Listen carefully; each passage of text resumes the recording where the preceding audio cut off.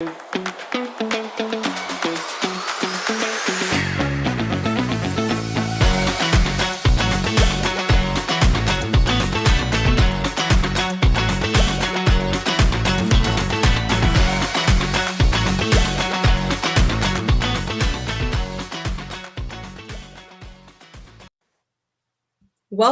to the fourth episode of this LinkedIn Live series. I'm Polly Glinick, and I'm your host for today. We started this series to provide a quick alternative to webinars, emails, in-person events to get quick insights from leaders across the industry. And today we'll be diving into the digital shelf. So strategies, outcomes, confidence to go beyond what was initially expected. Before we dig into the sweet insights our guests have in store for us today, let's roll another quick video.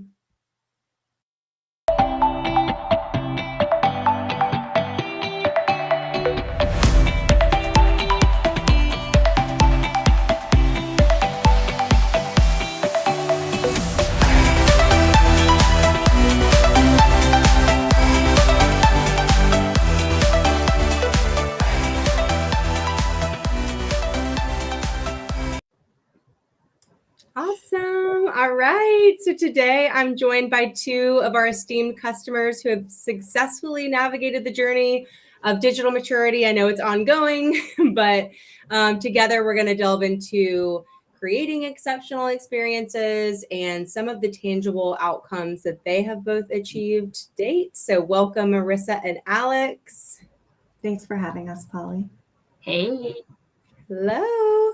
All right. So to start, Marissa, would love for you to kick us off with your role at Hostess. And let's just talk a little bit about maybe what your favorite Pernod Ricard product is and if or how you might be planning to use it for the holidays. Yeah. Well, thanks so much for having us. My name is Marissa Humayan. I am the Associate Manager of Ecom and Shopper Marketing at Hostess Brands. Just a quick note, we were recently acquired by J.M. Smucker, so very exciting news for us. For the holidays, I'm thinking of using some Kahlua and espresso martini situation, fuel up the holidays. So that's what I'm thinking. Love it. And Alex, what about you? And let's flip it. So Hostess, what's, something that you're excited about, your favorite Hostess snack? Sure. Hi, everybody. My name is Alex Beck. I am Senior Manager of E-commerce at Pernod Ricard USA, and I lead our digital shelf. And I'm thinking, because we're coming up on Thanksgiving, that I'm going to go with the coffee cake. Woo-hoo. And I love that. I love a little caffeine. I had a little extra this morning. I don't know if you, but I did it. That sounds great. I'm certainly excited to eat a lot next week. And yes, thank you for everybody for joining us on this Friday. I know that this is kind of right before Thanksgiving holiday, so it's a little tough, but definitely excited to kick things off. So let's start with the basics. Can you share what digital maturity means to you in your organization? Marissa, let's go to you first. Yeah, absolutely. So for us at Hostess Brands, I think digital maturity really means like you're hitting a bunch of the basics at the same time. So you have like your 5+ images on your PDP, above and below the fold content if possible, your enhanced content, maybe some lifestyle imagery, and then any video content that really enhances the customer experience when looking at your product.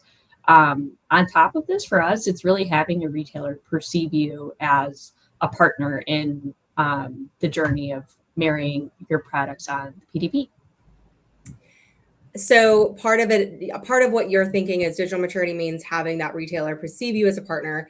What does that mean to you? Yeah, for us, we have run into a couple of situations where retailers have changed their item requirements pretty drastically over the past couple of months. So working very closely with that retailer and having them work side by side with us in those requirement changes helps us stay on top of that and actually improve our content so that we have great content for our consumers and really good content scores internally. Awesome. And Alex, I'm going to pass you the same question. So can you share what digital maturity means to you and Pernod Ricard? Yeah. So I think over the last couple of years, we've seen consumer behavior and expectations shift pretty significantly.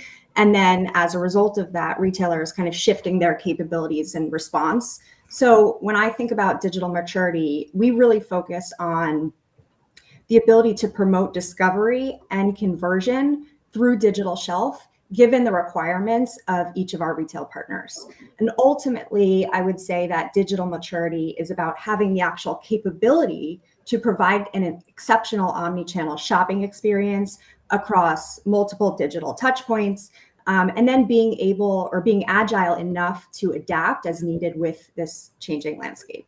The other thing I'll say there on digital maturity is I think another key component is really having a good understanding of how we perform on various aspects of the digital shelf, and then being able to utilize data to identify gaps and optimize our content. So data-driven approaches, putting the consumer needs first is kind of what I'm hearing. Yep. How would y'all, and this is a question for both of you, but how would you, and so jump in, how would you describe your company's current level of digital maturity? And then on the flip side, how would you describe some of your recipients or retailers that you're sending and what their current level of digital maturity is?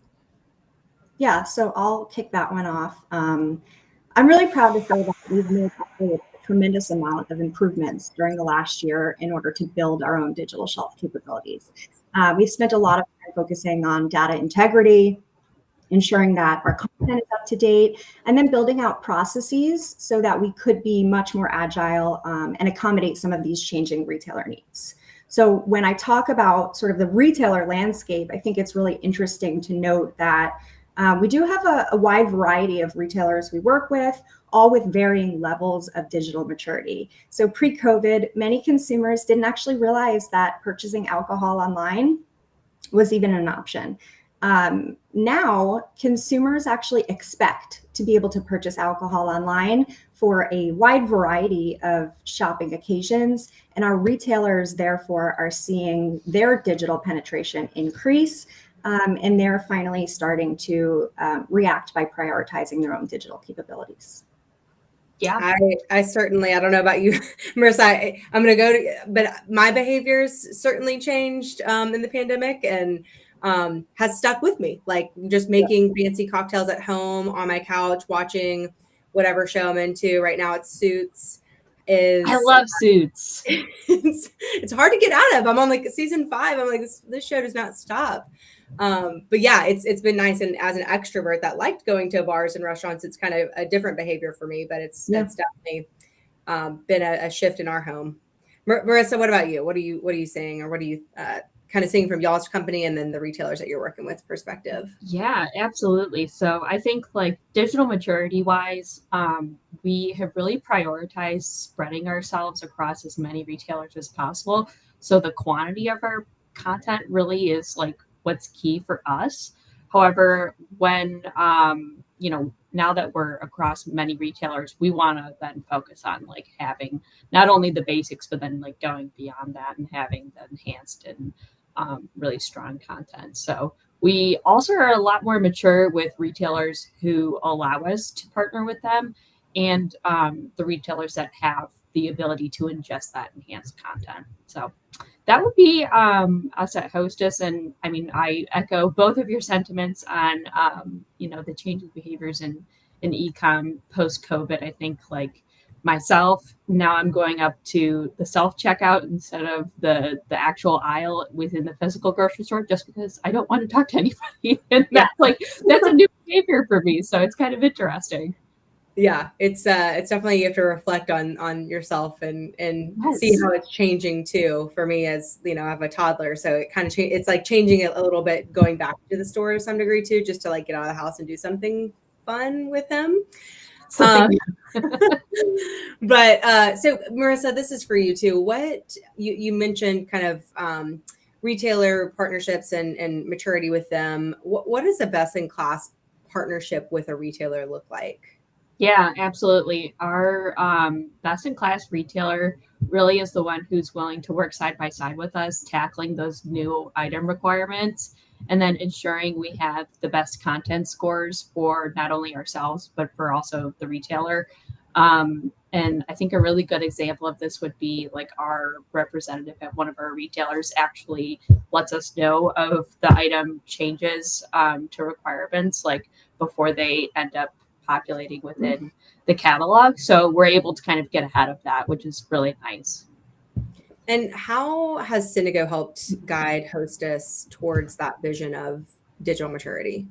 Syndigo has been a blessing for us, but more importantly, they give us the opportunity to upload that enhanced content, push it to whoever accepts it, and do it in a very efficient manner so that we're not running around trying to find 5 different sources of truth and really having one key space to hold all of our content and spread it across whoever will take it. One other question for you, Marissa, and then we'll move to some digital strategies and outcomes. So we'll come back to that. But what are some examples of content that have been most impactful to your consumers, and how do you continue to keep the end consumer kind of top of mind? Yeah, I have a great example that comes to mind from Hostess brand. So Hostess not only owns Hostess, but we also own Vortman brand. And Vortman is like those really yummy layered wafer bars. I don't know if you guys have ever seen them at the store, but a lot of them actually happen to be sugar free. And we've switched our verbiage from sugar free to zero sugar to kind of relate to our consumer a little bit more. Coke Zero became super popular, and that verbiage is something that's very important to our consumers. So this meant that we had to not only change our packaging, but also change our digital content, include the phrasing of zero sugar within our PDPs, while also not forgetting the consumer who would historically type in a sugar-free phrase in order to find our product. So we've optimized our content through Syndigo to marry those 2 phrases and really swap out the old phrasing of sugar-free and include zero sugar in our new packaging. So for us, Syndigo has been fantastic in facilitating that, and we couldn't be more thankful to include that within our content. Love to hear that, and excited to see what else we can do together. So we talked about digital maturity and kind of where y'all are at, where your recipients are. Let's kind of, I guess, take a back seat a little bit or take it back a bit and talk about your strategies. So what strategies have you employed to ensure your products are standing out on the digital shelf? And then what primary goals did you set out for these strategies? How have they shifted, if at all, with the changing landscape? So Alex, maybe let's go to you first. Sure. So it's a great question. As it pertains to digital shelf content, we've actually done a lot of work in optimizing our product content to help with search. So this has included copy optimization with keywords, title structures where we're able to, and then utilizing imagery in a more strategic way. And I want to dive into the imagery piece a little bit more. What we've done here as part of our strategy is first, we really had to just define our content strategy and what assets we needed based on our retailer requests and what we thought would resonate best with the consumer. So we actually focused on filling in our core content gaps first. These are things like bottle shots, label images, the necessities that you would need to see on a digital shelf in order to actually be able to purchase the product. After that, we began to focus on what we call enriched content. As consumers now we talk about the changing consumer behavior. Consumers actually expect a lot more content now, and they're far more educated about the products that they're consuming. And so we've evolved our strategy a little bit to match that new consumer journey. So in store, when you think about it, somebody might pick up a bottle of Jameson, let's say, turn it over, look at the back of the label, maybe even ask a store associate what they recommend. And we felt the need to actually mimic that shopping experience online. So our enriched content focuses on answering specific questions that the consumer might have. This could be anything from, what does it taste like, to what do I pair this with? How do I make a cocktail? Even things like what size is this bottle, right? In the store, it's very easy to tell what's a small bottle, what's a big bottle. Online, many of the bottles look the same. And so we have really created, both with our copy and with our enriched images, assets to focus on answering these types of questions. Marissa, how about you? Yeah. Well, Alex, I really love that answer. And I think that is honestly a great segue into my answer. So, kind of replicating the in store experience on any kind of digital experience is always what we're striving for. And I think for us, our main strategy is having that strong page share of page one. And through that, having the organic share along with our paid is something we're always striving for. The most important thing is that our shoppers don't go off of page one. 75% of shoppers actually don't leave the first page. So it's very crucial that we're there and we're present when shoppers are searching for us, whether they're using terms like snack cake or wafer, things like that. But then our secondary strategy is really balancing the two paid and organic share results. So for us, we want to not only win the term snack cake, but then we also want to kind of jump out of that category and start winning breakfast or lunch snacks, things like that.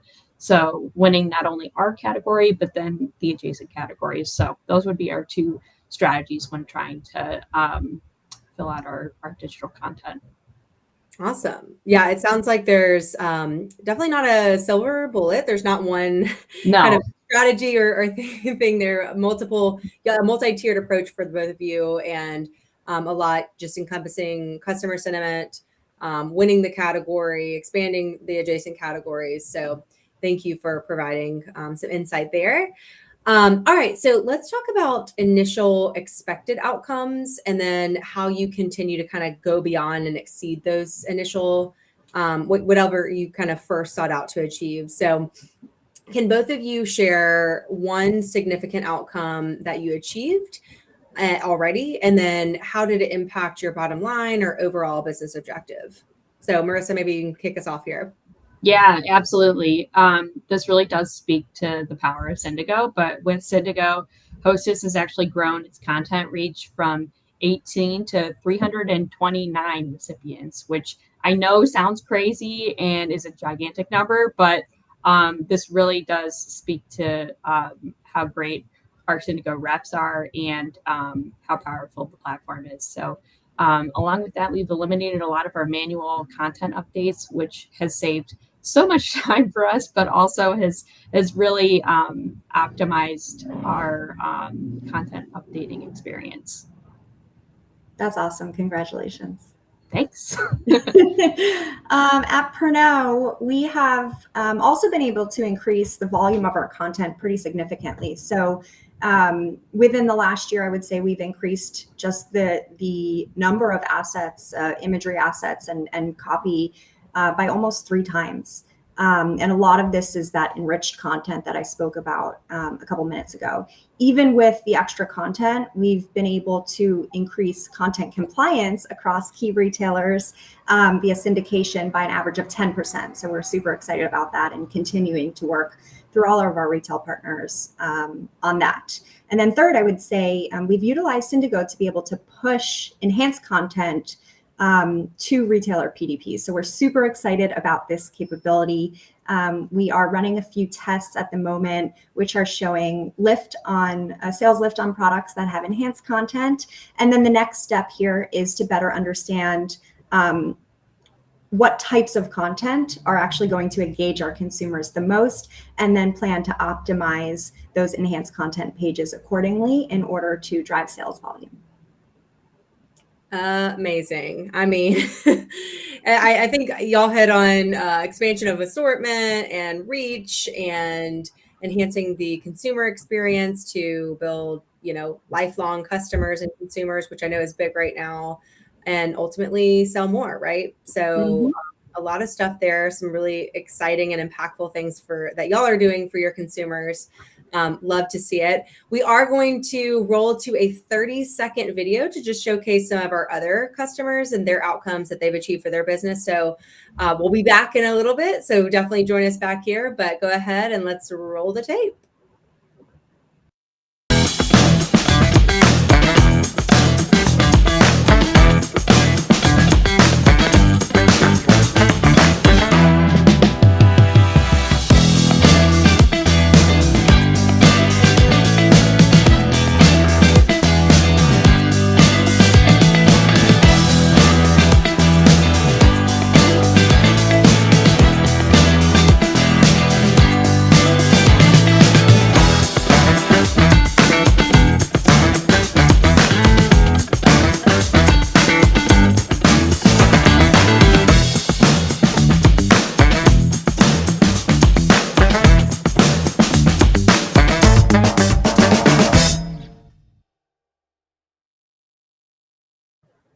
I don't know about y'all, but I was like jamming during that. The music is not too bad.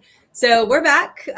Would love to just kind of I would toast to our successes with a real cocktail, but and a Hostess product, but I already ate all of my Hostess snacks that I got last week, and I am pregnant, so I can't drink a ton of the Pernod Ricard liquors and alcohols. Although I would love a Kahlua espresso martini, that sounds amazing. So instead, we just like virtual toast, and let's turn our sights to future aspirations, trends you're seeing. It's always important to look towards the future, even though we got to live in the present too. What are some of the outcomes that you're hoping to achieve in the coming years? What shifts are you seeing in the industry? Are there any current or future trends that you're trying to get in front of? So, Marissa, I will throw that over to you first. Yeah, I think the term AI has like been thrown around so much, especially within ecom, but it is something that I think will definitely propel all of us forward, especially with AI generated content. Having that within the PDP and have it be relevant to your product will be very powerful. So we'll see when that becomes a thing, but that's at least what I'm seeing from the future as well. I think personalized PDPs will be something that we may see in the future as well. Having that content be extremely relevant to that specific consumer will be something that I think will not only have that consumer relate to our brand more, but something that may improve our shopping experience in general. Yeah, we're also, I totally agree, Marissa. We are also watching AI and seeing what are the best ways to actually incorporate this into some of our workflows, particularly with product content. The other thing that I'm excited for, Polly, looking to the future, is just to be able to see the continued evolution of our retail partners. As they continue to build out capabilities, we will be able to expand our reach, streamline some of our processes, and most importantly, provide more engaging content to a larger number of consumers.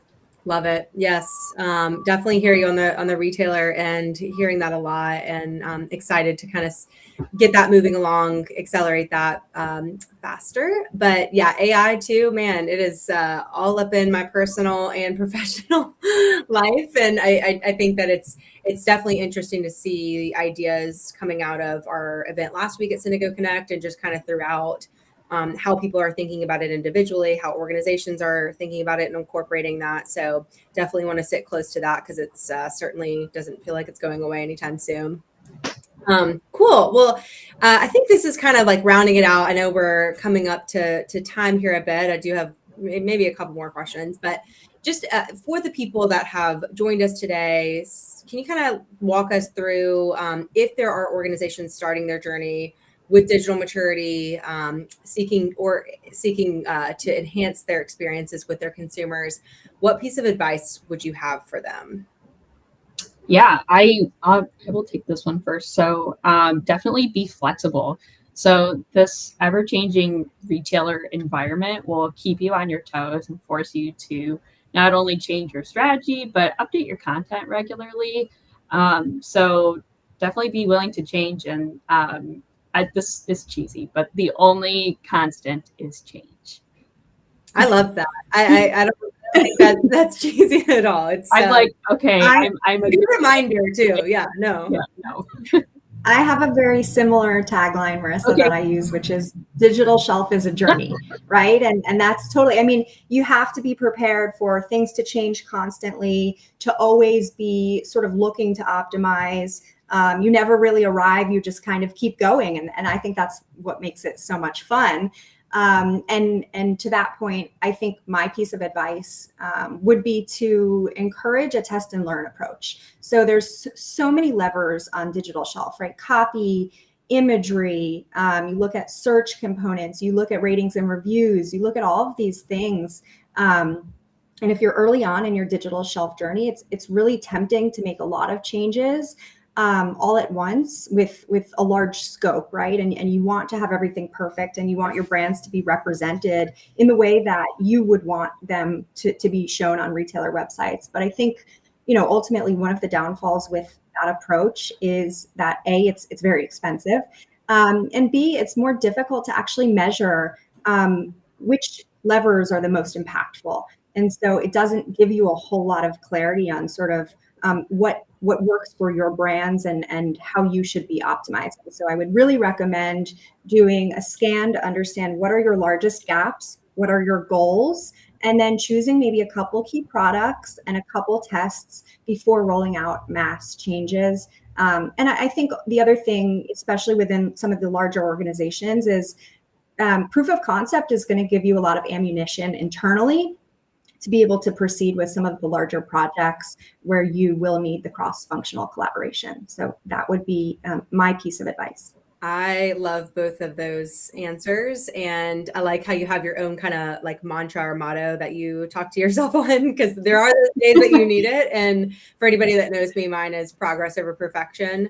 There you go. We'll never meet perfection and don't strive to, but I do want to make progress in areas. And that's a goal that I have for myself. However, I think that this conversation was nearly perfect. So maybe I'm getting there. Okay, so I have one more question for you both. If today's LinkedIn Live were a signature cocktail and or a sweet snack, so maybe you can just kind of respond to your specific products inspired by this conversation, what would the key ingredients be and why? Yeah, at Hostess, I think our product would have to be the Kaz bar, which is a new release for us. So it's a layered cake bar that's kind of similar to a candy bar, but has the fun aspects of a Hostess cake. So with that, we have a ton of layers within the bar, and this is a very layered conversation. And the digital content always has a ton of layers to it. So that would be my little metaphor with the Hostess product. That's a great I am going to go with our Jameson ginger and lime ready to drink cocktail in a can, because similar to that product, I thought that this conversation was quite tasteful and a little bit spicy. Ooh, love. And lit. No, that's amazing. Well, thank you both for the insightful conversation. It's been really fun working with y'all over, the past couple of weeks. And I know the team absolutely loves working with both of y'all's teams. So thank you for showing up and sharing some insights on this Friday. It's just evident that y'all are doing some amazing things, and we want to continue to be part of that journey. So appreciate it. And thank you to everyone that tuned in this Friday morning, afternoon, evening, wherever you are. And let's just stay safe this weekend, eat a lot of food next week, and let's keep pushing boundaries together. Thanks, y'all. Thanks, Polly. Thanks, Polly.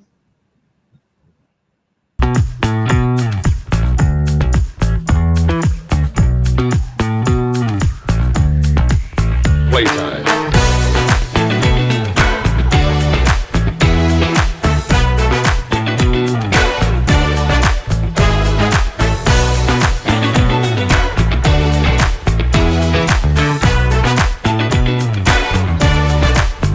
Let's do it again.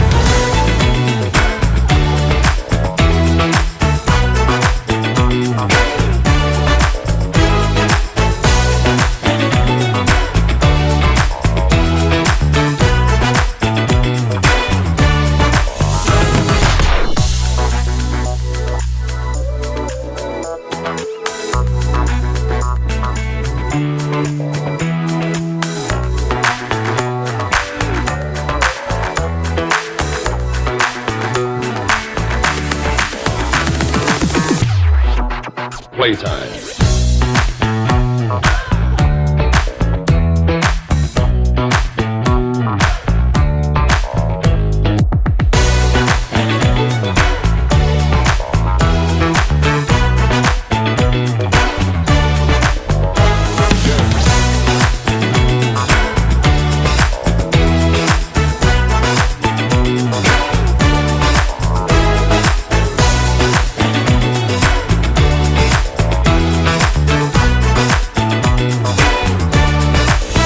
Let's do it again.